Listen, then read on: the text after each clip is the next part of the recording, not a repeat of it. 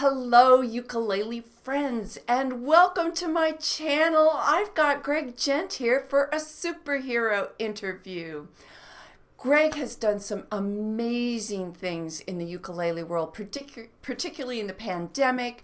He runs a show online that attracts hundreds of people each week from all over the world. And I think first of all, stepping up to the plate and spreading the ukulele love is something that is near and dear to my heart. And so I'm so pleased to have him on and talk about his site and tell us, what do you think your superpowers are, Greg? So I knew this question, right, was going to be asked. So I was thinking about it a bit. And from a ukulele standpoint, I didn't think I'd be answering this way, but I would say it's probably bringing people together, probably more than anything. I've just noticed, early on in playing the uke, it's very communal, right? Lots of groups, lots of gatherings, whether it's a jam at a bar or whether it's a meetup at a library. And then it came COVID, and you couldn't have those events anymore. So we'll talk about that more, but found a way to bring people together in spite of not being able to gather in person. So, folks, if you haven't grabbed his show, it happens every Wednesday night at 7 p.m. You go on through Facebook, and it's also recorded, and you upload to YouTube as well, right? Right. Yeah. So you can catch some of the past shows as well, and literally people all over the world. And he runs such a professional show. So if you're feeling like whatever you're doing isn't quite fitting the bill, try his out because it's really grand. And he gets guest artists on, and they do a little bit of teaching too. And Greg, you've been stepping up to the teaching plate as well in your both your show and then Tampa Bay Ukulele Group. Yeah, I think people tune in. So you mentioned the show, and yeah, it really has. It's been great, and you try to figure like why are people tuning in? I think one is because they're blocked away and they're not able to gather in groups, so they're trying to get two things. I think one is to get the social element of ukulele that they are missing during COVID, and two, they do want to learn something. So we kind of combine some learning, some teaching into that. So mine are usually simpler things, and just things I've learned and have realized that make you sound pretty good pretty quick.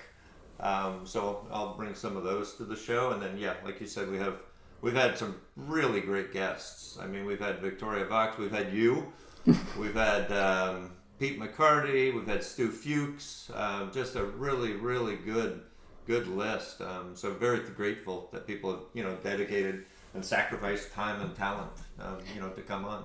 Yeah, in fact, you mentioned at least two people. I need to get Victoria on one of these interviews. I will put a link up. I think it'll appear up here, somewhere around, and also I'll put it down in the description box because I have a whole superheroes playlist, and so Stu Fuchs and Pete McCarty are on that playlist, and of course this will be on that as well.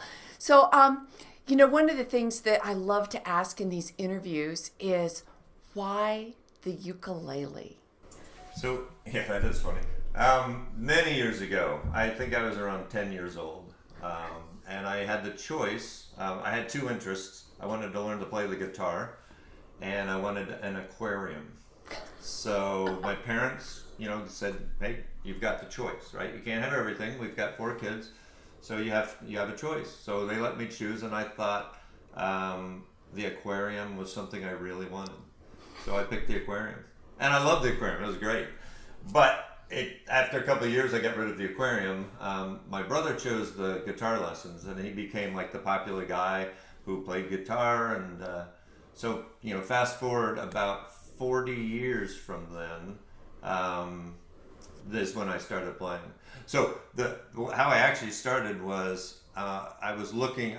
I grew up on the water. Just my dad is a boater, and we boated a lot. So I live in Orlando, or near Orlando, and I wanted to live on the water on a lake in Orlando somewhere. So I had communicated that, just told people I was looking for something on the water, and somebody bought me. Oh, and I wanted to kind of this thing I imagined in my head was sitting on the dock and just playing the ukulele. I don't know why I had that vision in my head. It just seemed tropical and relaxing and peaceful. So I had told a few people that, well, somebody bought me a ukulele in advance of me, buying a house on the water. They had bought me a ukulele. Fast forward, I mean, right after that, I moved into a home, and I never had started playing the uke yet. It was just a busy time, hadn't started playing it yet. So it got put away, and for probably 6 years, I didn't even think about it again. So about 3 years ago, I made a New Year's resolution because I was up in the attic and I found the box that had the ukulele in it. I'm like, yes, forgot all about that. So I made a New Year's resolution to learn how to play the ukulele about 3 years ago. Well, you're amazingly accomplished for only 3 years worth of playing. So I'm really curious, what would be your big tip for beginners? Because you are obviously proof in the pudding that you can accomplish a lot quickly. Are we talking just tips in general? Yeah, well, or maybe even tell about, because it sounds like did you have a musical background to start with? No, never. I mean, my dad is a music guy. Didn't play an instrument, but just there was always, when I grew up in the house, it was John Denver, it was Neil Diamond, it was Simon and Garfunkel. I mean, those are songs that are just, without me even trying, those are all in my head. So it was always kind of a lot of music in the house, but no one in my family played. And my mom played a little bit. She played dulcimer and banjo a little bit. And like I said, my older brother played guitar. But no, I didn't play any music until I turned 50. So tips. Don't wait. I would say, if you think it's too late, it's certainly not too late. I talk to people that are on the show, where we chat on Facebook, and made a lot of friends by doing this on Wednesdays. And there's some people, they're 70, they're 75, and they just started. So it's never too late. You can pick up the uke. You can, learn 3 chords and play hundreds of songs with those 3 chords. Yeah. So, yeah, it's never too late. That's probably the thing I'd say most. I've got other tips we could talk about later. Well, you'd also, in talking before this interview, you mentioned playing in a group too. How much of a factor was that for you in building your skills? So really big. So I think it's very important. If I learned a lot, I learned almost everything basically by watching YouTube, and then you can learn a tremendous amount. I mean, you can learn almost everything. The one thing that's difficult is playing with others, and I think that's what it's good about an online jam, is because you are playing with someone else's tempo, right? So you're keeping up with them, and that I think is very similar to playing with a live group. But I really would encourage that, to play with someone else. Find someone online, find a online play along, find a group that when we start having in-person events again, and play with others.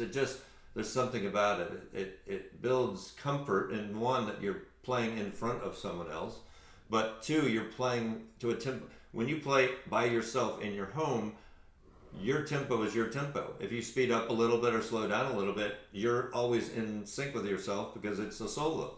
But if you're playing with someone else, you have to learn to keep the same tempo in time with someone else. So right. That's really important. Smoothing out those brain stutters that we're so forgiving for ourselves if we have those brain stutters, but then to be able to keep that kind of, that fluency. Well, that is awesome. Hey folks, if you're enjoying interviews like this, please consider liking this video, giving it a thumbs up, spreading the ukulele love, and subscribe to my channel. I do tons of tutorials. YouTube just let me know that I have over 300 videos up now. Not all of them are tutorials, and play-alongs too. So I'd really appreciate your support. So what other tips do you have for those beginner players, Greg? So things I would say for tips for beginners, I would say, 1, so it's very easy and it's very tempting to learn to strum with your thumb. And there might be a reason. You might have, some hand issues. So if you're forced to strum with your thumb, sure. If you don't have any of those issues, I would learn to strum with your finger. There's videos, you can watch them, but you really should be strumming with your finger, coming down with the top of your nail on the strings and up with the pad. It's just very difficult. I started learning on my thumb just because I thought, well, this is easy. I can do this. And I got it in my brain, right, for a few months. And then I started seeing some other people play. I'm like, how do you do that? They're like, well, what are you doing? I'm like, I'm using my thumb. And like, no, you shouldn't do that. So I would say if you're learning, or if you want to learn, or if you've recently started learning, or even if you've played for a little bit and you use your thumb, I would convert to your finger. You will be able to do many, many more things. There's certain strums when you want that nice slow, and certain picking patterns, well, you use your thumb for part of that. But you really do want to use your finger. It's far more versatile. I could not agree more with that. Yeah. So I really, that's why it's number one on my list, because I just see so many people do that, and then they try to change, and then they don't want to change. They're like, no, that's too hard. I'm like, because you learned it. You put it in your brain. So you can unlearn that. If you play with your thumb, you can unlearn that for sure. Number two, I think is important to learn how you learn. And by that, for me, when I first started playing, and everyone's different, so I'm not saying my way is the way for everybody, but I learned, it took me a while, and I learned kind of by accident. I would sit there and try to learn the same thing for like 2 hours, right? I would just sit there and do the exact same thing. And it was frustrating, and I wouldn't get it, and I put it down, and then I came back. And as soon as I came back and did it, I'm like, oh, it's like somehow my brain was able to process that a little bit without me thinking about it. So I've changed the way I learn. I will try something for about 5 or 10 minutes. I'll try it. I'll put the uke down. I'll go do something. I'll come back, 30 minutes later and try it. And it's already settled in my brain a little bit. I'll do that 4 or 5 times. And that works far better for me than sitting there for 2 hours just trying to do the same thing over and over. So Yeah, that's the brain is like a sponge, and it soaks things up, and then very good.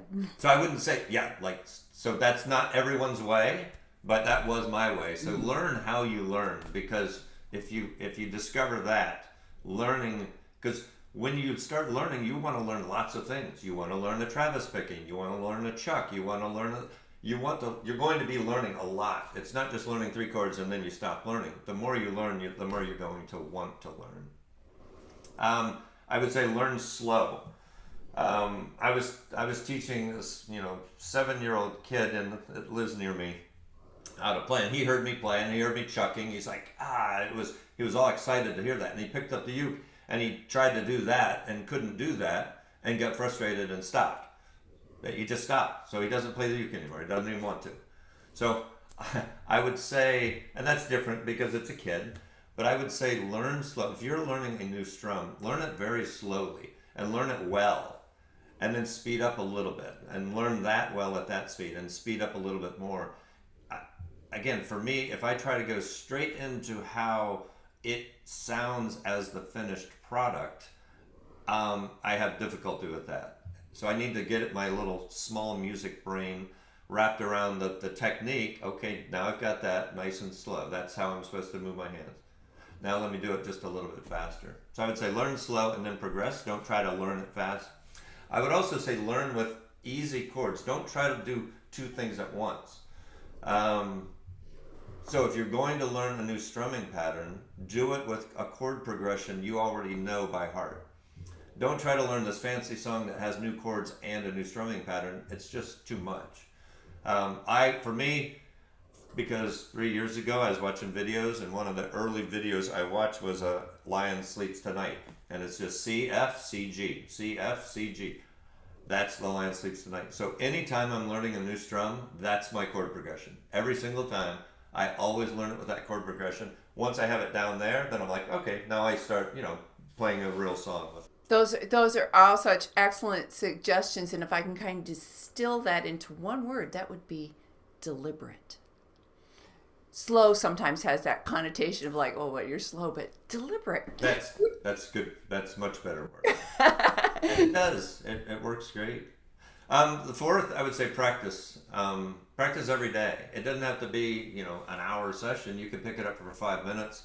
I mean, we watch a lot of TV, we message a lot. There's a lot of time in the day to take a few minutes. If you were very kind to say I play well for the amount of time I've been playing, so I appreciate it. But I do, I think it's fun and I practice a lot. And it's just the more you practice and the better you get, the easier it is to learn more things from that point forward. So I think that's Exactly. great. Exactly. Those are just really excellent, solid tips for any beginner. So, yeah, if you're feeling like, you want to move forward your ukulele playing, even if you're feeling like you're an intermediate player, these tips still all work really, really well. So, thanks, Greg. That's Yeah. wonderful. But play with others. A lot of Yeah. fun, and you'll learn a lot. Yeah, and I can't wait till we get back to doing that in person. I know. Me too. Me Well, too. you have such a presence on your channel, and I just want to encourage everybody to realize that in a very short amount of time you can really get quite competent on the ukulele with no musical background. So like Greg said, go for it, do it. And so what we should do, Greg, is we should play together, don't you think? I think we should. All right. Yeah. And we'll do that coming up next, right? Exactly. Okay. Okay, Lisa, here we go. Yep. A one, a two, a 1, 2, 3, 4. Slip sliding away, slip sliding away. You know the nearer your destination, the more you slip sliding away. And I know a man, he came from my hometown. He wore his passion for his woman like a thorny crown. He said, Dolores, I live in fear.